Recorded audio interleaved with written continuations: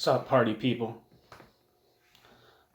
This piece is titled Real Abstraction. It's by a Gianluca Pozzoni. I'm assuming that's how you pronounce the name. I guess I should look it up. Why not? What does Google Translate tell me that this name is pronounced as? Right? Italian to English.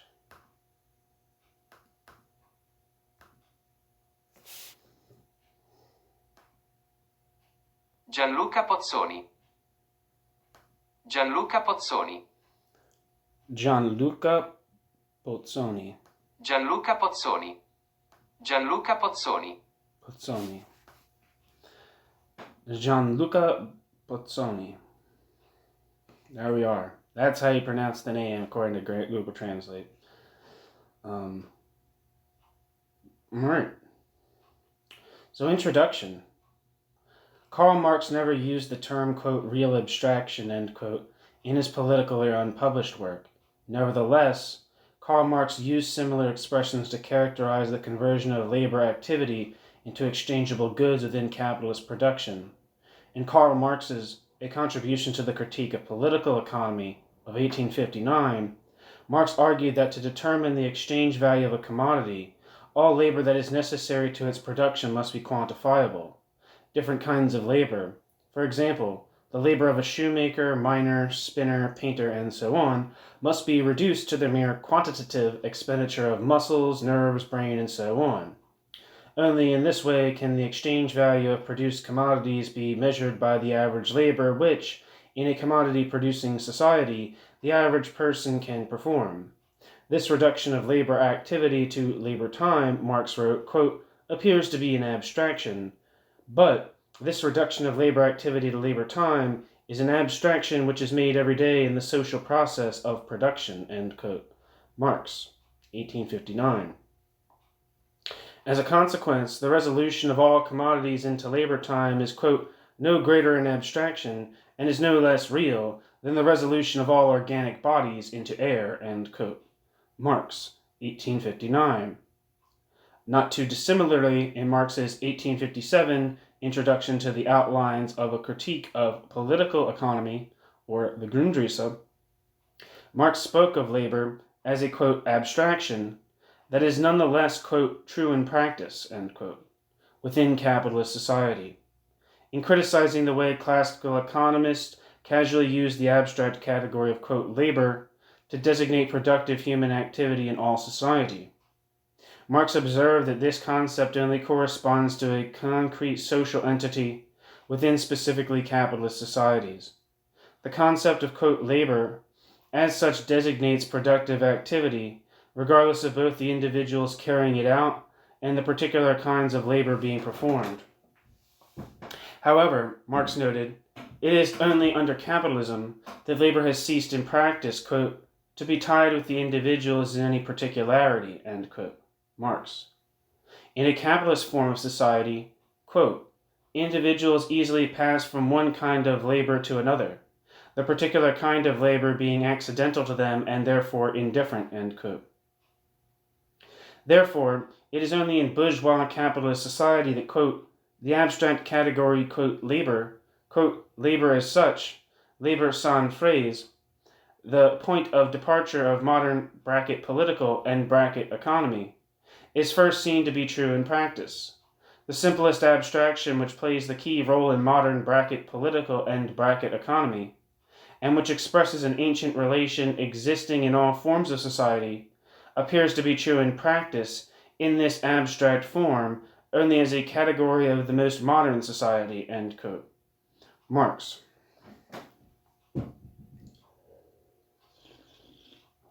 (1857) Grundrisse. The idea of abstraction thus appears to play a crucial role in Marx's distinctive approach to the critique of political economy. His use of the concept in reference to economic categories can be traced back to as early as to his 1840s criticism of Proudhon's ideas, which culminated in his anti-Proudhonian pamphlet The Poverty of Philosophy, 1847.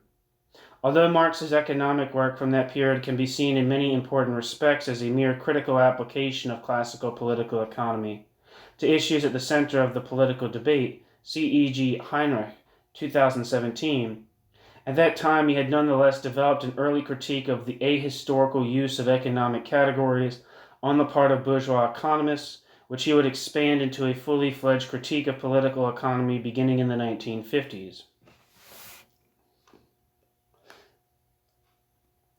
Thus, in a famous 1846 letter to his correspondent Pavel Vasilyevich Annenkov, let's look this person up.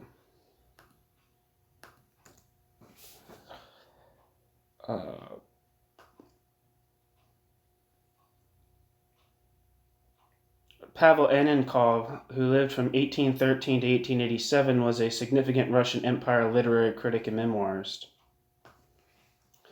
In a famous 1846 letter to his correspondent Pavel Vasilyevich Annenkov, which anticipates much of the content of his forthcoming anti-Proudhonian book, Marx chastises both bourgeois political economy and Proudhon's interpretation of economic development on accounts of their failure to see the economic categories are abstractions.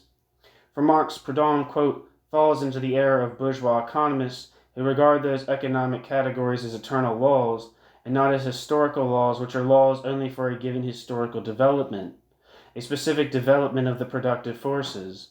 Thus, instead of regarding politico-economic categories as abstractions of actual social relations that are transitory and historical, Mr. Proudhon, by a mystical inversion, sees in the real relations only the embodiment of those abstractions.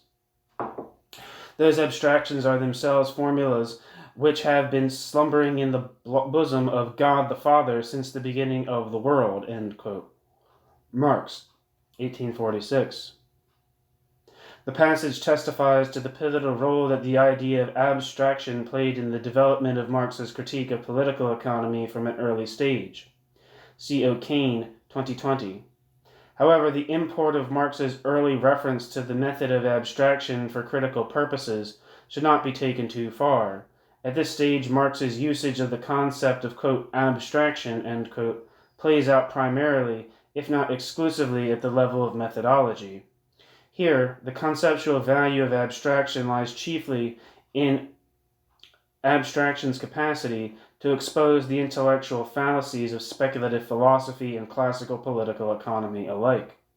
For Marx, both approaches fall prey to idealism insofar as their constitutive categories are assumed rather than abstracted from concrete historical processes and relations. As a consequence, economic categories are deemed applicable indistinctly to all forms of society rather than to the sole forms of society from which they are abstracted. The political implications of Marx's methodological critique of political economy should not go unnoticed. His critique of the universalization of economic categories also entails a critique of ideology. For Marx, assuming the abstractions of bourgeois society as eternally valid categories is tantamount to presenting the tenets of bourgeois society as also valid eternally.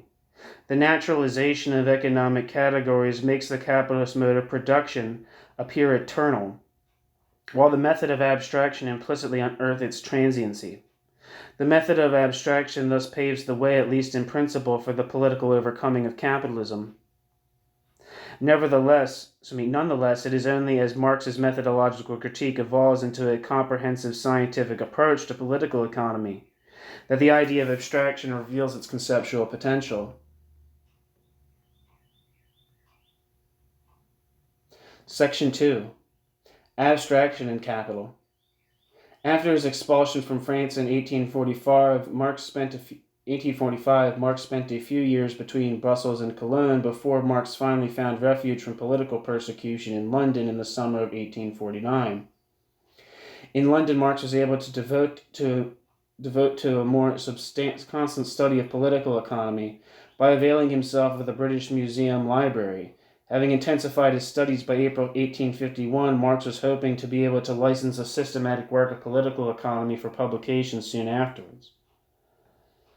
Although the first volume of Capital would not see the light of day for another 16 years, Marx began to actually write his planned book with the aforementioned 1857 introduction to the Grundrisse.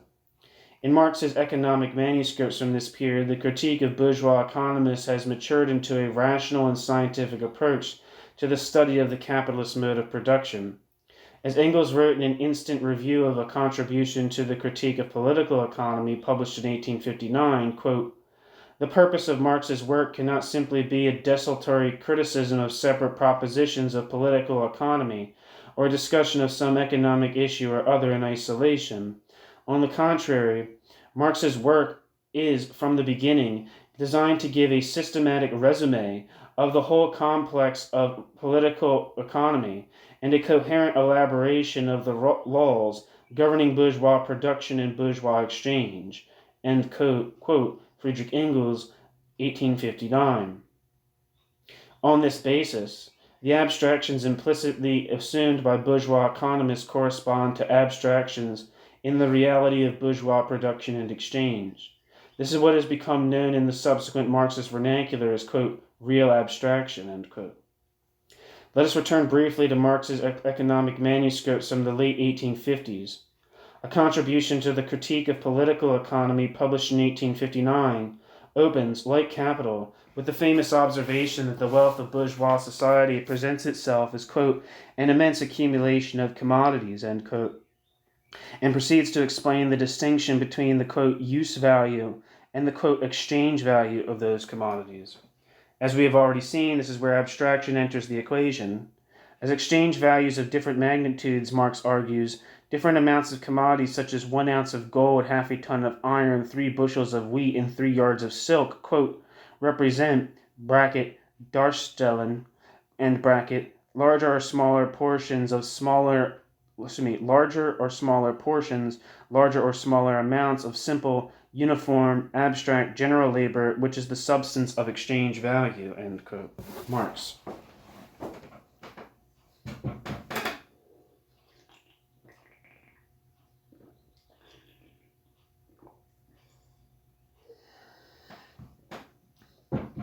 As mentioned at the beginning, this abstraction is located by Marx in the social process of production.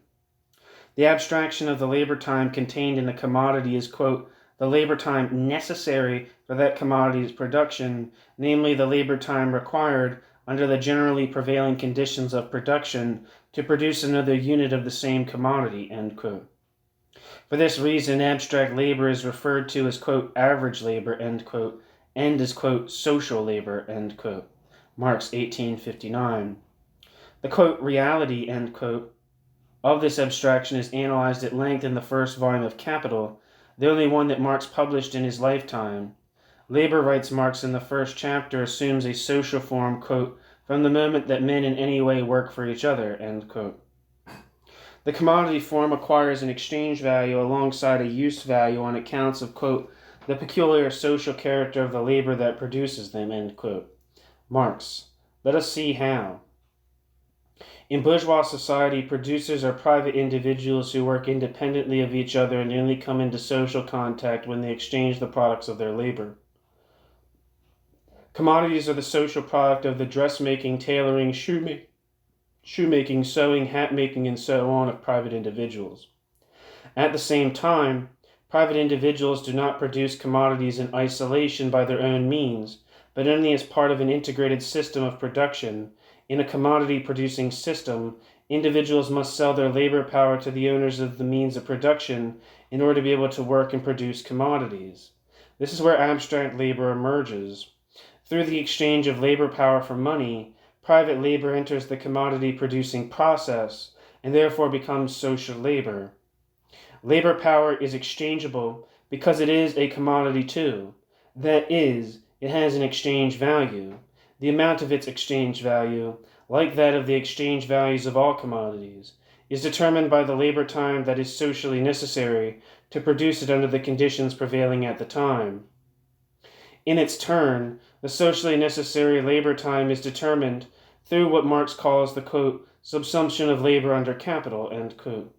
As said before, workers produce commodities collectively, not on their own account. This requires that individuals be placed under the direct control of a capitalist. Such subordination of the labor process to capital, or subsumption of labor under capital, characterizes capitalist production vis-a-vis other modes of production such as, for example, handicraft agriculture and independent peasant economies. Through subsumption, capitalists become the directors or managers of the labor process. In this way, the labor process becomes the instrument for the creation of value in capitalist production. By acting as supervisors and directors of the labor process, capitalists determine the amount of labor time that is socially necessary for the production of commodities. Not only can they raise the quantity of production, but they can also multiply and diversify the spheres of production and their subspheres through cooperation, division of labor, the use of machinery, and in general through the transformation of production by the use of technology. Through its subsumption, labor becomes socialized and value producing, and the exchange value of commodities becomes the deciding factor of capitalist production.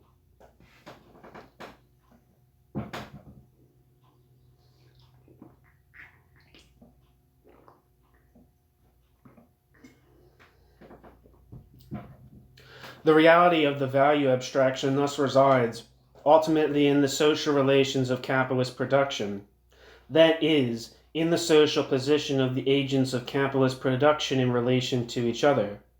The relationship between capital as the buyer and the worker as the seller of labor power creates the conditions for the domination of workers by capital. The sale and purchase of labor power creates the conditions for the emergence of the value of commodities. Indeed, this relationship is vital to the very existence of the capitalist mode of production. The subsumption of labor under capital is essential to the creation of surplus value, which in turn is essentially to reproduction and perpetuation of capitalist production. Only insofar as they dominate the labor process can capitalists ensure that enough value is produced, not only for the production and reproduction of labor power, but also for capitalist accumulation and for their own private consumption. Consumption is thus necessary to extort the maximum value from labor so that, when the commodities produced are exchanged, their production proves profitable. Section 3. Real Abstraction and the Critique of Society. The term, quote, real abstraction, end quote, in reference to the analysis of this process, has been popularized by German Marxist Alfred Sohn-Rethel in his Intellectual and Manual Labor, first published in German in 1970, English translation 1978, cited here. Sohn-Rethel set out to present a, quote, critique of the traditional theories of science and cognition, end quote, based on Marx's commodity analysis and complementing Marx's own critique of political economy.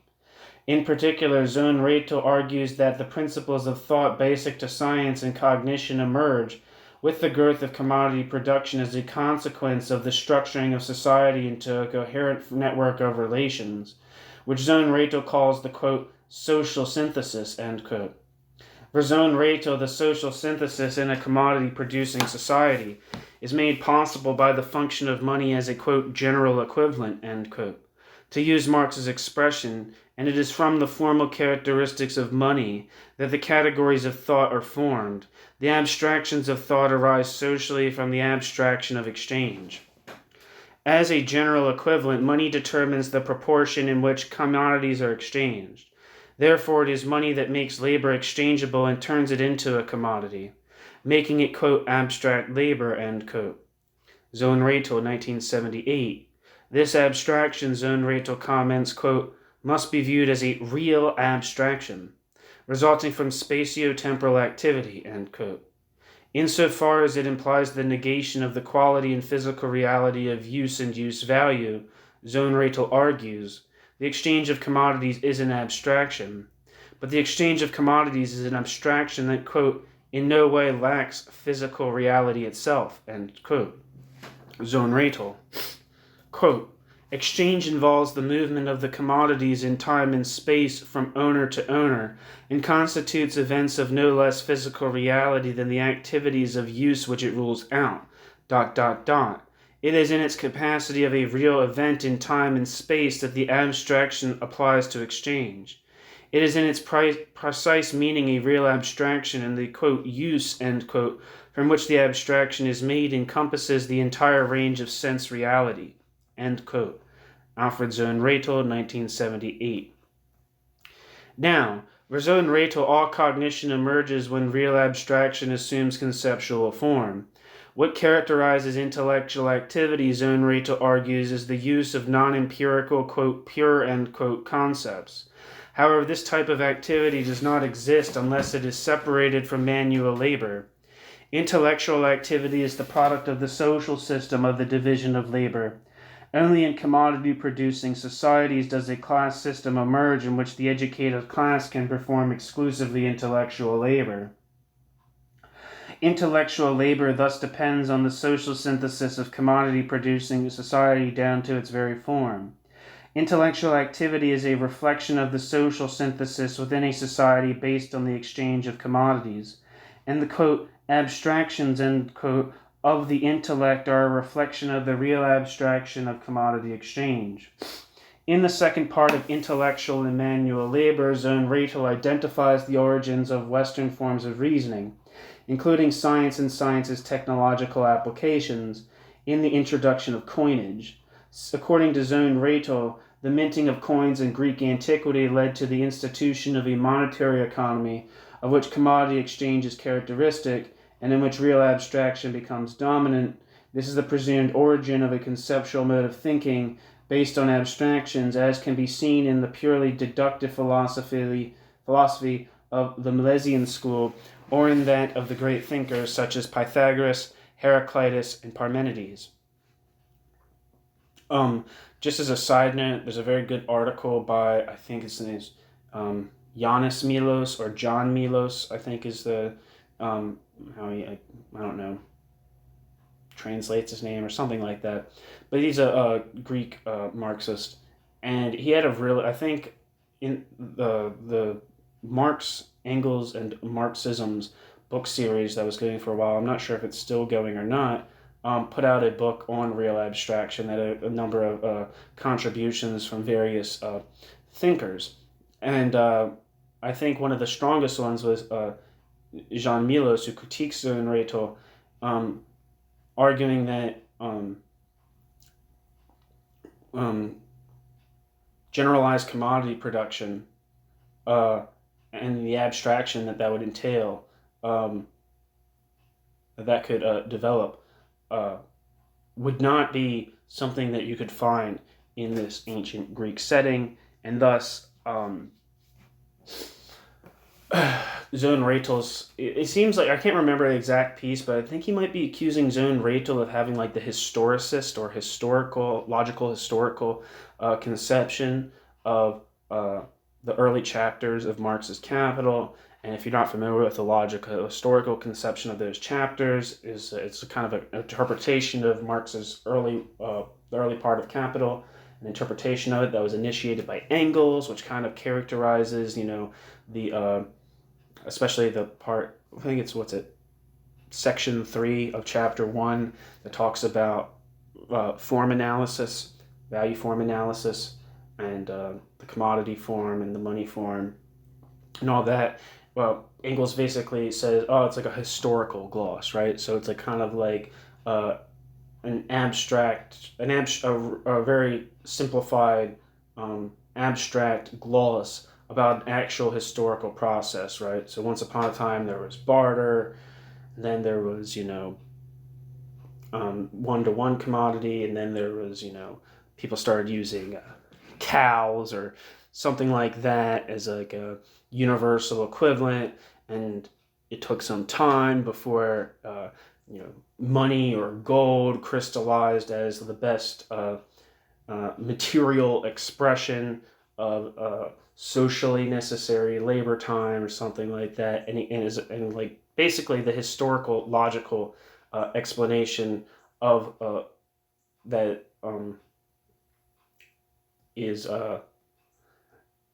that was put forward by Engels has been very rigorously disputed. In fact, there's a great piece on this channel by Chris Author titled The Myth of Simple Commodity Production, which kind of like demolishes this conception of the early stages of capital, whereas they put forward value form, people put forward usually and people who are generally part of like, the non-dogmatic reading of Marx, they usually put forward the idea that it's it's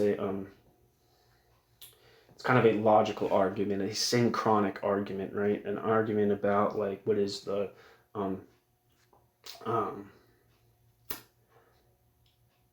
what are the necessary presuppositions of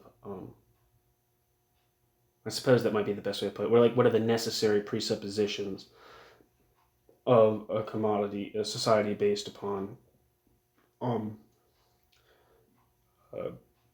generalized commodity exchange. But anyway, he basically accuses Sohn-Rethel of having that, not breaking with that historic logical understanding of the early chapters of Marx's Capital, and thus kind of thinking that just because incidental commodity exchange, which you could say existed in different parts of the world at different times prior and probably after capitalism, right? If the world doesn't go underwater, there would be he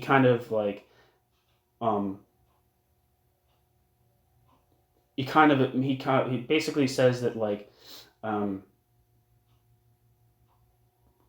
commodity production and commodity exchange on kind of like an incidental level cannot create the type of the modes of thinking that Sohn-Rethel points to as emerging in sorry, I'm trying to restate it. Basically, he says that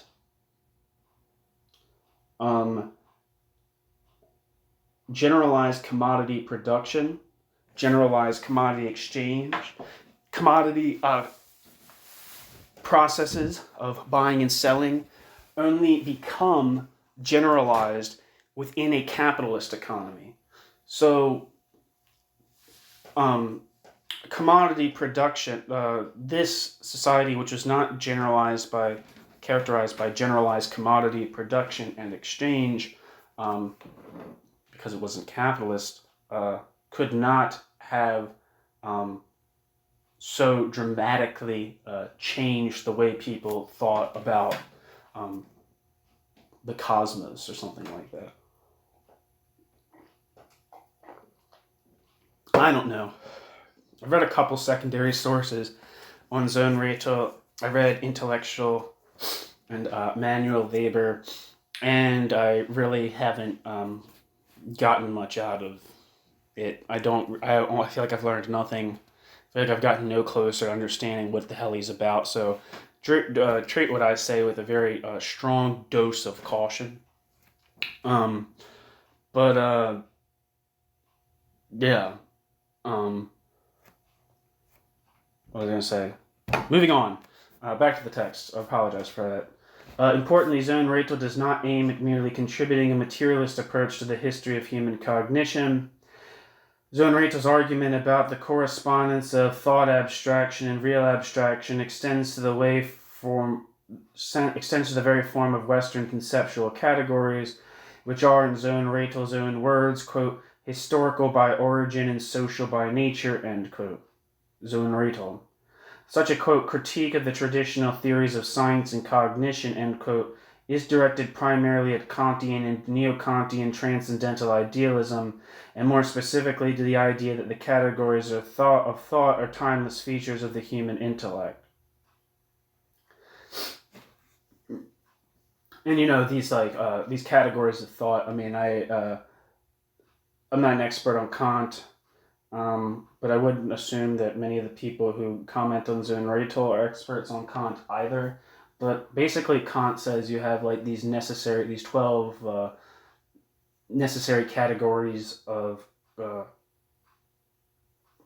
necessary. These aren't so it's like a metaphysical exercise, right? He's not he's not a scientist, right? But he's just thinking through the implications of thinking, and he thinks that there's 12 categories of thought that must be in play for human beings to take the raw empirical inputs of our sensory apparatus and make sense of them, right? And I can't remember all the details of the 12, but the main categories would be quantity, quality, modality, and relation. I think are the four like categories. That there's 12, the four like boxes you can put the 12 categories into, right? So questions about like necessity, possibility, probability, and then like existence, non-existence, or like what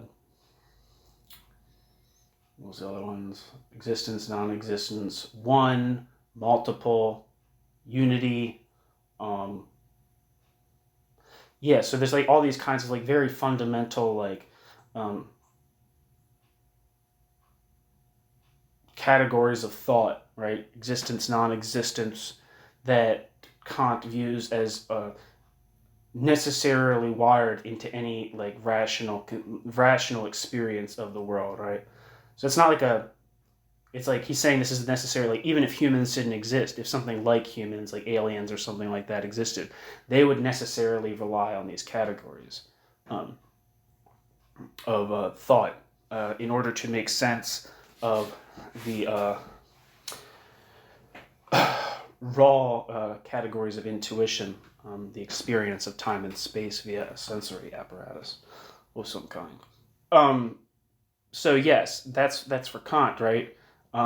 So basically what Sohn-Rethel is saying, at least to my understanding, I mean, I'm not an expert, I'm talking out my ding-dong right now, but like, it seems like, I don't know, like I'm all for historicizing or like, viewing modes of thought as social and historical. But it does seem to get a little, I mean, I'm not an expert, so I can't speak on this, I don't know, like, the anthropology or sociology of things like mathematics, but when you say, like, categories of thought, like being and non-being, and, like, quantity and quality, those even being realms of thought, being the product of commodity exchange, I mean, I don't fucking know, that seems like in a very ambitious thesis that I don't know if you can demonstrate, but maybe I'm misunderstanding what's at stake here or what Sohn-Rethel is saying. But anyway, back to the text. Such a, quote, critique of the traditional theories of science and cognition, end quote, is directed primarily at Kantian and neo-Kantian transcendental idealism, and more specifically to the idea that the categories of thought are timeless features of the human intellect. But two particular aspects of Sohn-Rethel's critique should be noted for present purposes. First, as the above quotation shows, Sohn-Rethel locates real abstraction in the exchange of commodities, not in their production. In his understanding, real abstraction is a feature of all monetary mercantile societies, including but not limited to capitalist bourgeois society. This allows him to situate the emergence of real abstractions in 7th century BC Ionia, rather than in the formation of modern capitalism. Second, Sohn-Rethel's approach has strong political undertones. The development of a critical theory of knowledge, writes Sohn-Rethel, was not among Marx's own primary concerns, but in a highly technological society, accounting for the genesis of the division of intellectual and manual labor, quote, should, help us perceiving the preconditions of its historical disappearance and hence of socialism as the road to a classless society, end quote. Sohn-Rethel. Wouldn't socialism, this is just a thought to myself, but would socialism be the classless society, not the road to capitalist society? The unification of intellectual and manual labor is inherent in the disappearance of the class system. The critical scrutiny of intellectual labor, understood as a separate activity within the, quote, social synthesis, end quote, is a precondition of the socialist transformation of society.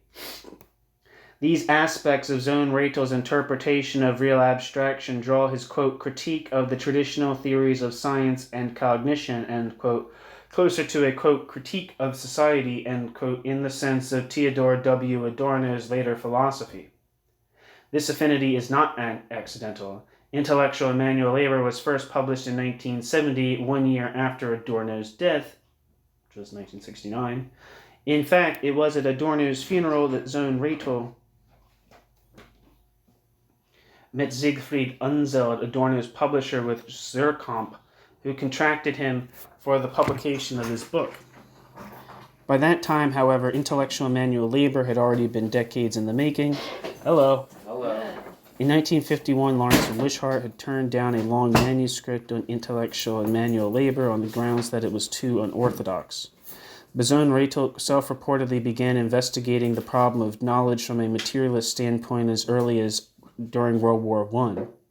Interestingly, his earlier writings work on the subject dates back to 1936 in the form of a letter to Adorno. See Sohn-Rethel 1971 and Lang 2022. From that moment on, as their correspondence shows, the two continued to discuss the themes of Sohn-Rethel's work until Adorno's death. How'd it go?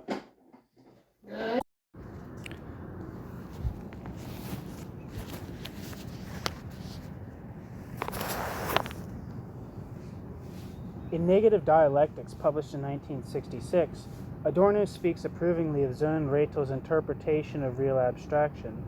Quote, Alfred Sohn-Rethel, Adorno writes, quote, was the first to point out that hidden in this principle, in the general and necessary activity of the mind, lies work of an inalienably social nature, end quote.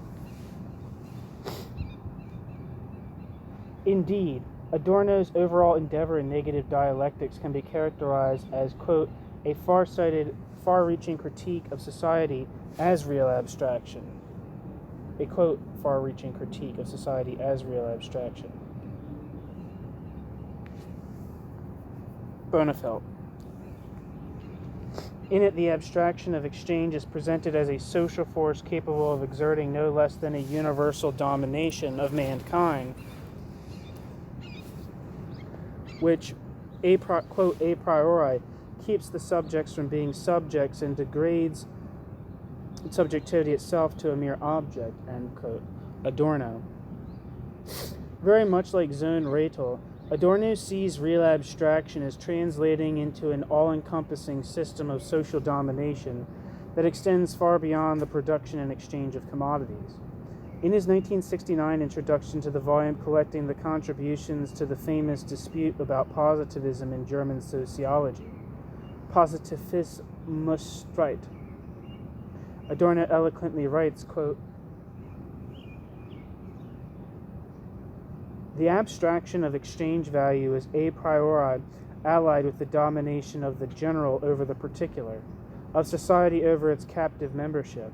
It is not at all a socially neutral phenomenon, as the logistics, bracket, logistitet, of reduction, of uniformity, of work time pretend.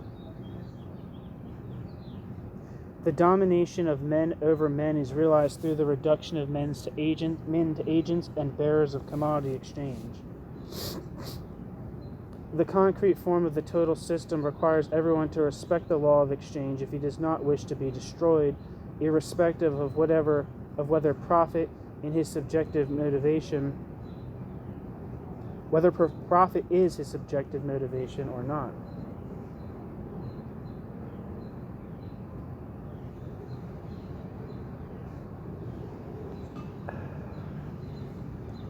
End quote, Adorno. As Adorno makes clear in his lectures collected in Introduction to Sociology, in capitalist society the exchange of commodities is the relation through which socialization comes about on the basis of the antagonistic interest of the individuals engaging in exchange.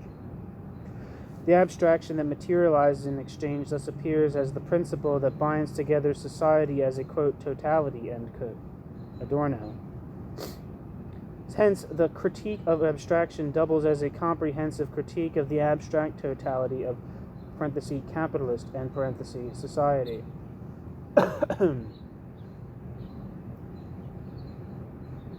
Section 4. Real abstraction and the critique of political economy. For all their originality, Sohn-Rethel's and Adorno's critical theories of society are not unrelated to Marx's own critique of political economy. By exchanging labor products, Marx argues individuals exchange values as amounts of homogeneous human labor, quote, abstract labor, end quote. However, Marx adds, quote, "We are not aware of this, nevertheless we do it," end quote, Marx. This social fact conceals what Marx calls the, quote, "secret," end quote, of the fetish character of commodities. Insofar as they are produced as exchangeable commodities, the products of labor embody and reflect social relations between human beings, and therefore manifest themselves as fetishes, as autonomous figures endowed with a life of their own. Most importantly, the exchange of commodities is made possible by money as the general equivalent of all their exchange values. However, as Marx put it, only a, quote, "social act," end quote, can set apart a particular type of commodity and turn that commodity into the universal equivalent. Society thus appears to be endowed with an independent agency of society's own. But despite Marx's deliberate choice of quasi-theological wording, there is nothing supernatural in this fact. The independent agency of the social process is but the manifestation of the form of value.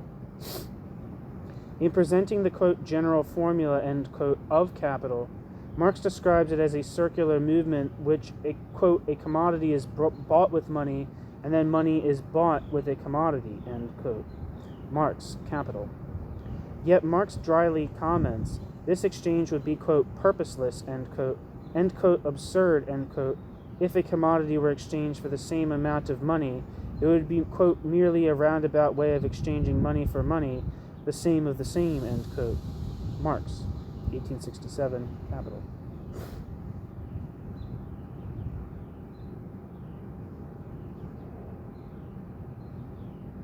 What is really being exchanged in this movement is value for more value, of which money and commodity are but different, quote, "modes of existence," end quote. This makes value a, quote, "automatic subject," end quote, or the, quote, "dominant subject," end quote, of a comprehensive process through which it creates surplus value and therefore, quote, "expands spontaneously," end quote. Marx, 1867, Capital. Marx's own economic reasoning thus leads to extensive implications. In light of this, it comes as little surprise that, quote, "real abstraction," end quote, as a key category in the critical theory of society has been readopted in later contributions to the critique of political economy, and that some of its proponents have been directly influenced by the work of Adorno. Helmut Reichelt's engagement with real abstraction, for instance, can be interpreted as part of an attempt at reconstructing Marx's theory within the framework of what has become known as the Neue Marx-Lektüre, quote, "new reading of Marx," end quote, an approach initiated in the 1960s by some of Adorno's former students, including Reichelt himself. See Reichelt 2008. See also, Louisa Lange? I don't know, it's Lange 2022. I think she wrote the real abstraction entry in the, what is it? She wrote the real abstraction entry in, like, it might be the Sage Handbook of Marxism. I know she wrote Moishe Pistone's handbook entry in the Sage Handbook of Frankfurt School Critical Theory, but I'm not sure what this 2022 piece references, but hopefully we'll see at the end. I'll read the references at the end out loud. One of the main thrusts of this, quote, "new reading," end quote, and the one that most strongly bears the imprint of Adorno's critical theory, is an interpretation of Marx's critique of political economy as a critique of the mystifying categories of bourgeois economists, and they're nonetheless rooted in the mystified constitution of capitalist society itself. See Bonafelt, 2014, and Bellofiore and Redolfi Riva, 2015. If that Bellofiore Redolfi Riva piece is the same as what I think it is, I have that piece up on this channel. It's called the Neue Marx-Lektüre, putting the critique back into the critique of political economy, something like that. It's on this channel, though. Within this framework, Reichelt, 1973-2007, also sought to bridge the gap between the critique of political economy and Adorno's critical theory of society. Possibly because of his outspoken aversion to economic theory, Reichelt argues Adorno did not elaborate on how the exchange principle develops into the autonomization of society as a, quote, "totality," end quote.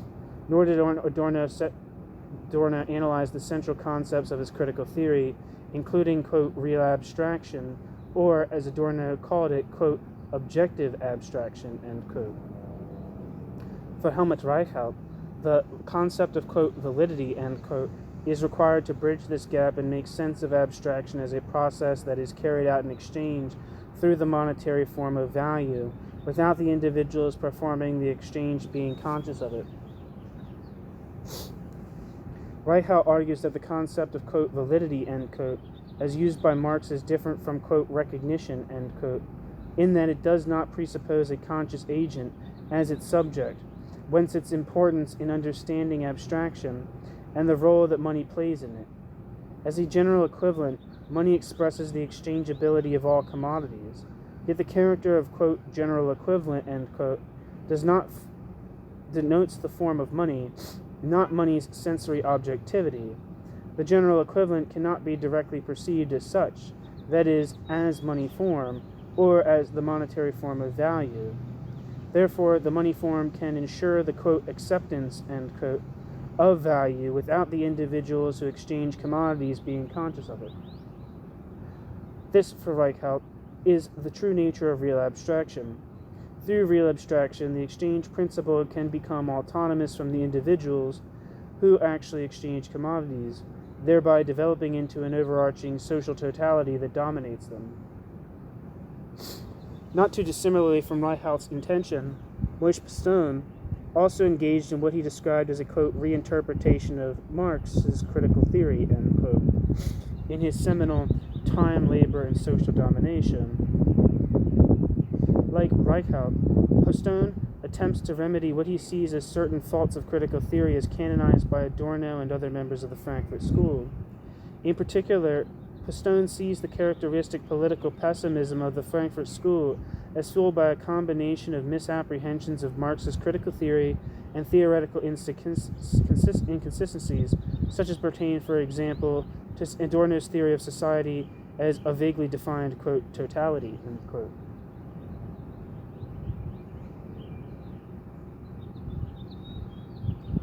To this, Postone opposes a reconstruction of critical theory that assumes the centrality of, quote, abstract labor, end quote, at its core. Postone's reconstruction moves from Marx's own characterization of the capitalist mode of production as one in which people do not consume what they produce, but produce and exchange commodities in order to acquire other commodities. This, for Postone, makes capitalism a, quote, form of social interdependence, end quote, that relates commodity value and abstract labor. Importantly, Postone identifies the source of such interdependence in abstract labor itself. Quote, in a society characterized by the universality of the commodity form, an individual does not acquire goods produced by others through the medium of overt social relations. Instead, labor itself, either directly or as expressed in labor's products, replaces those relations by serving as a, quote, objective, end quote, means by which the products of others are acquired, end quote. Postone, 1993, Time, Labor, and Social Domination. Thus, abstract labor is, quote, a self-grounding social mediation, end quote, that, quote, constitutes a determinate sort of social whole, a totality, end quote. Postone, 1993. The social domination of individuals by production is tantamount to their domination by social or, quote, abstract, end quote, labor. It is from this standpoint that Postone criticizes Sohn-Rethel's concept of real abstraction for being, quote, not a labor abstraction, but an exchange abstraction, end quote. According to Postone, the creation of the, quote, alienated social structures, end quote, characteristic of the capitalist form of social interdependence, has its origin in the labor abstraction, not in the exchange abstraction.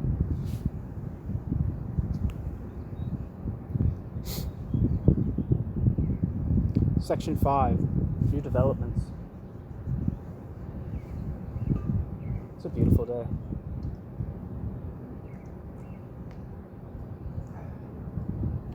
Postone's reconstruction of critical theory does not exclusively engage with the Frankfurt School of critical theory. Pozzoni's understanding of, quote, abstract labor, end quote, explicitly draws also on the work of Italian Marxist Lucio Coletti, whose independent reading of Marx in the 1960s and 1970s already insisted on the identification of, quote, abstract labor, end quote, with, quote, alienated labor, labor separated or estranged with respect to man himself, end quote, Coletti. Yeah, that seems like a very problematic understanding of abstract labor, but to me, personally.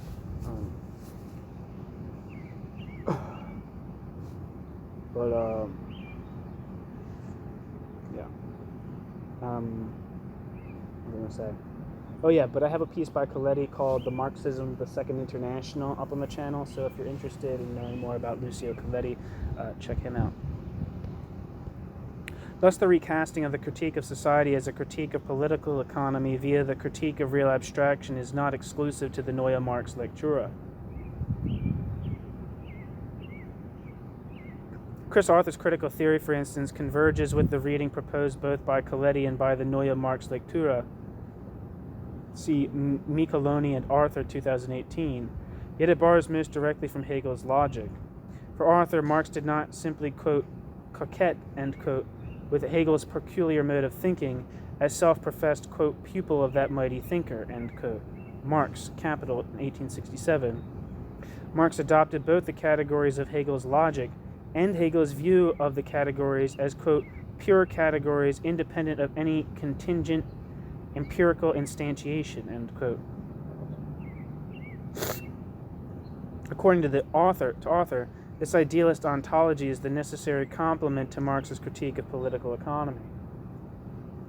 Only by taking the idealizations of thought as efficacious on their own account can one make sense of the social efficaciousness of the labor abstraction, and therefore consistently interpret it as a real abstraction. Ironically, similar Hegelian considerations can be found in Lucio Coletti's 1973 radically anti-Hegelian reading of Marx. In fact, Coletti's realization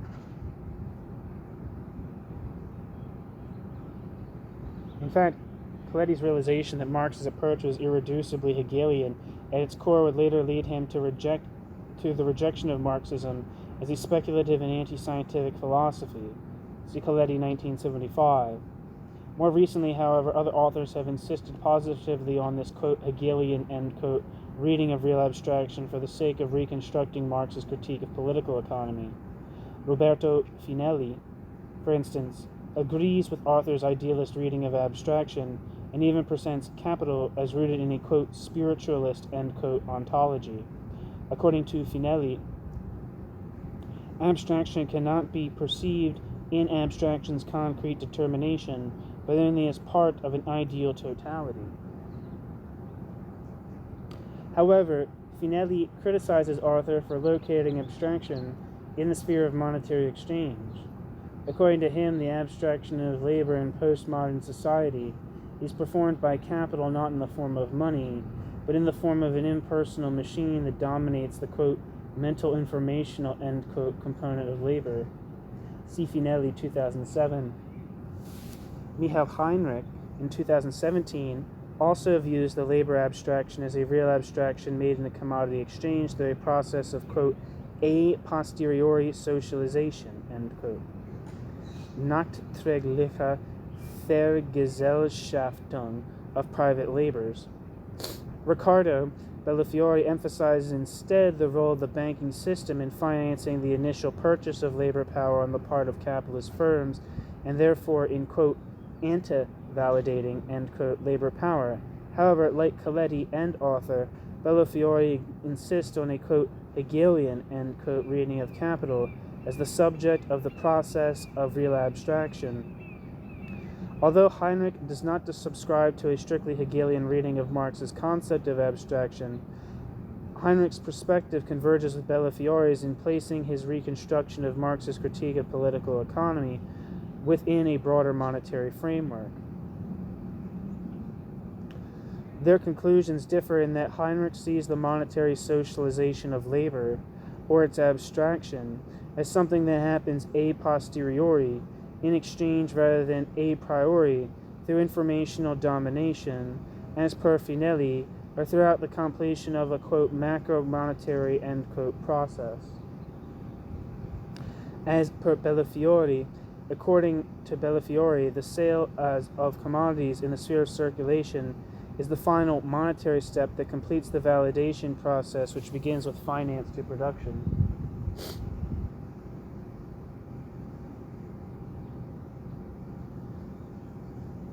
Conclusion. What is most important to note about the critique of real abstraction after Marx is that it shows how the concept of, quote, real abstraction, end quote, can serve to recast Marx's critique of political economy as an open research program rather than as a closed system. Before concluding, however, let us briefly pause again on the relationship between the critique of political economy and the critical theory of society. The role of real abstraction in unraveling this connection has been recently thematized by Alberto Toscano. In an article that revisited the Marxist debate on abstraction, Toscano 2008 highlighted its relevance for investigating the relationship between abstract thought and the concrete reality of contemporary capitalism. This argument has proved particularly influential in spurring more work on the subject. Building on Toscano, Jason W. Moore, 2015, has argued that the labor abstraction transcends into the creation of a further abstraction, namely that of, quote, abstract social nature, end quote, along with its, quote, natural, end quote, counterpart. According to Jason W. Moore, the resulting nature/society dichotomy is the original dualism that consolidated early capitalism as it arose from the original separation of the peasant from the land. Moore also stresses the political importance of this abstraction insofar as it leads to viewing capitalism as a flexible totality that co-produces nature rather than confronting nature. Accordingly, Moore argues the limits to capital are not given, quote, externally, end quote, by an abstract, quote, nature, end quote. Instead, they can only emerge, quote, internally, end quote, that is, historically, from human relations. The critique of real abstraction has been expanded independently in other directions too. Maya Gonzalez and Jean Netton of the Endnotes Collective, for instance, explicitly frame gender in terms of real abstraction. See Gonzalez and Netton, 2013. Moving from a Marxist feminist perspective, they see gender as a category reflecting patriarchal domination, but only in that it is a historically specific feature of capitalism. On this view, the abstraction of gender is the outcome of the material separation between different spheres. Production and reproduction, paid and unpaid labor, public sector and private sector, sex and gender, which are in various ways functional to the commodification of labor power and which take on materiality as a consequence of this.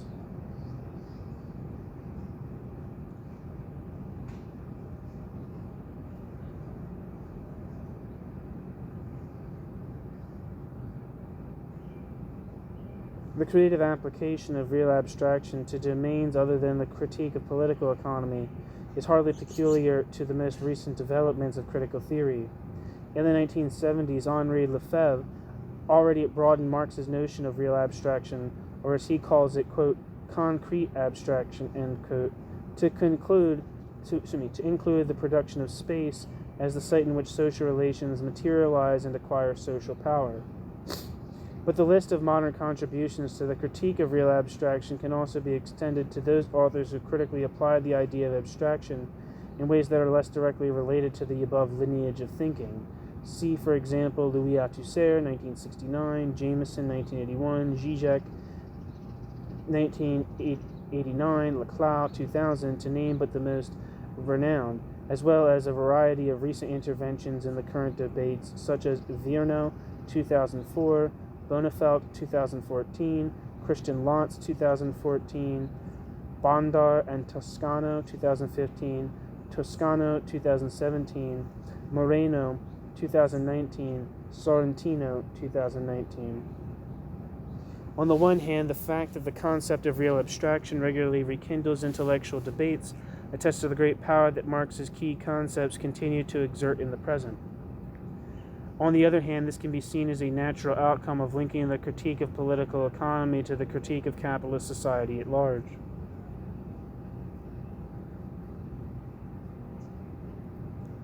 But more substantive conclusions could also be drawn. As mentioned, the fact that the critique of real abstraction appears to be an indefinitely open-ended intellectual project reflects the fact that Marx's own critique of political economy is an unfinished work.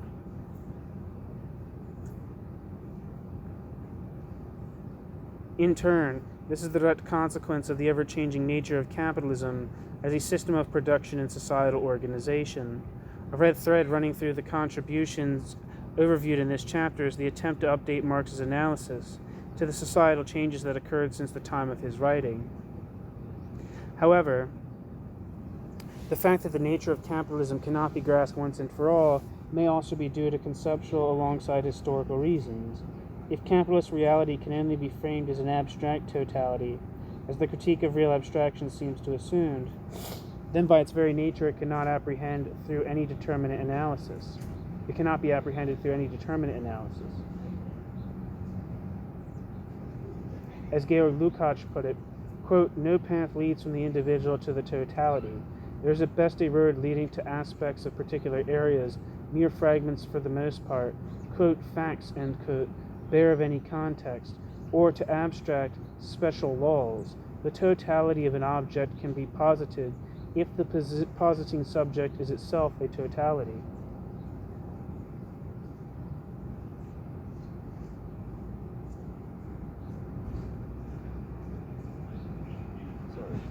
End quote, Lukács.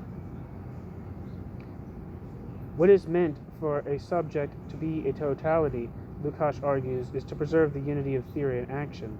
If capitalism is a totality, then theory, on theory's own, can only lead to intellectual impotence before it. On the contrary, only the unity of theory and action can, quote, actively penetrate the reality of society and transform the reality of society in its entirety.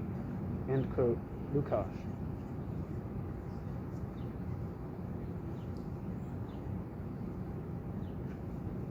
References. So the essay is over. You can exit out now if you want to, or stop listening. I'm going to read the references, the ones that are in English at least. Adorno, Negative Dialectics, Introduction in Theodore Adorno, H. Albert, Art, Darenford, J. Habermas, H. Pilot, and K.R. Popper, The Positivist Dispute in German Sociology. Adorno, Introduction to Sociology, Adorno, Theodore Adorno on Marx and the Basic Concepts of Sociological Theory. A piece by Adorno and Sohn-Rethel. I guess it's letters, probably. It's in German, I can't read it. Althusser, 1969, for Marx. C.J. Arthur, The New Dialectic in Marx's Capital. Bellofiore, 2018, The Adventures of Vergesellschaftung. Bellofiore and Redolfi Riva. The quote, Neue Marx-Lektüre, end quote, putting the critique of political economy back into the critique of society, a sympathetic assessment and critique of the beginnings of, so yeah, that is the piece that's on the channel. B. Bandart, A. Toscano, Race, Real Estate, and Real Abstraction. Bonafelt, Critical Theory and the 2014 Critical Theory and the Critique of Political Economy on Subversion and Negative Reason. Bonafelt, 2020, on Capital as Real Abstraction in the edited volume Marx and Contemporary Critical Theory, Philosophy of Real Abstraction. Lucio Coletti, 1972, Bernstein and the Marxism of the Second International. I'm not sure if that's the piece that I have up. The piece that I have up doesn't say anything about Bernstein, but it is about the Marxism of the Second International. That's in Coletti's From Rousseau to Lenin, Studies in Ideology and Society. Lucio Coletti, 1973, Marxism and Hegel. Lucio Coletti, Marxism and the Dialectic. Friedrich Engels, Karl Marx, A Contribution to the Critique of Political Economy, in the Marx-Engels Collected Works, Volume 16. Finelli, 2007, Abstraction versus Contradiction, Observations on Chris Arthur's, quote, New Dialectic in Marx's, quote, Capital, end quote. Historical Materialism Journal. Maya Gonzalez and Jean Netton, The Logic of Gender on the Separation of Spheres and the Process of Abjection, Endnotes 3. Michael Heinrich's Wissenschaft vom Wert, which is which, if you didn't know, was the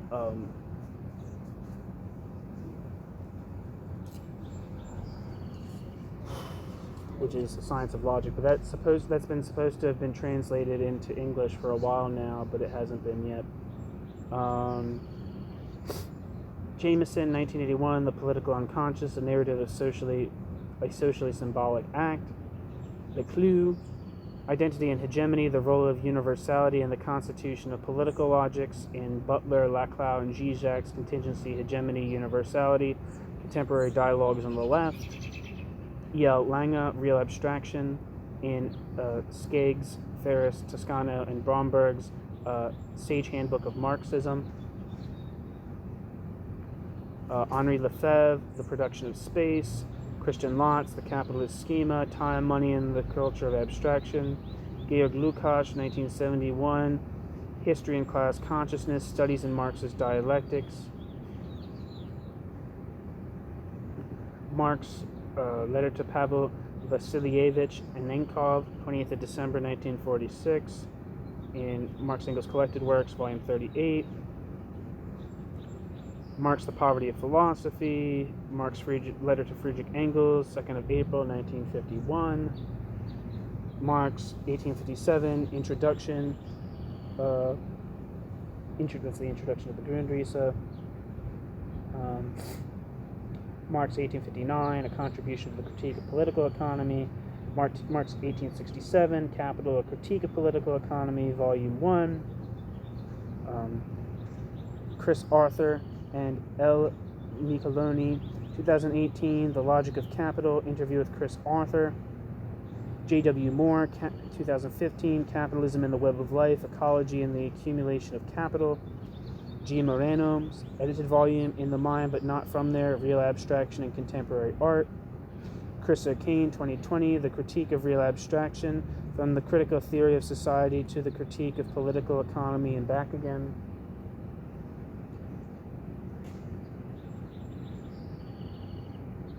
Moïse Pastone, 1993, Time, Labor, and Social Domination, A Reinterpretation of Marxist Critical Theory. Helmut Reichelt, 1973, Something in German. Helmut Reichelt, 2007, Marxist Critique of Economic Categories, Reflections on the Problem of Validity in the Dialectical Method in Presentation in Capital. Something else by Reichelt in German. Sohn-Rethel, 1978, Intellectual Manual Labor, A Critique of Epistemology. S.M. Sarantino, 2019, Natural Slavery, Real Abstraction, and the Virtuality of Anti-Blackness. Alberto Toscano, 2008, The Open Secret of Real Abstraction. Toscano, Fanaticism on the Uses of an Idea. Virno, A Grammar of the Multitude, 2004. And Zizek, 1989, Sublime Object of Ideology.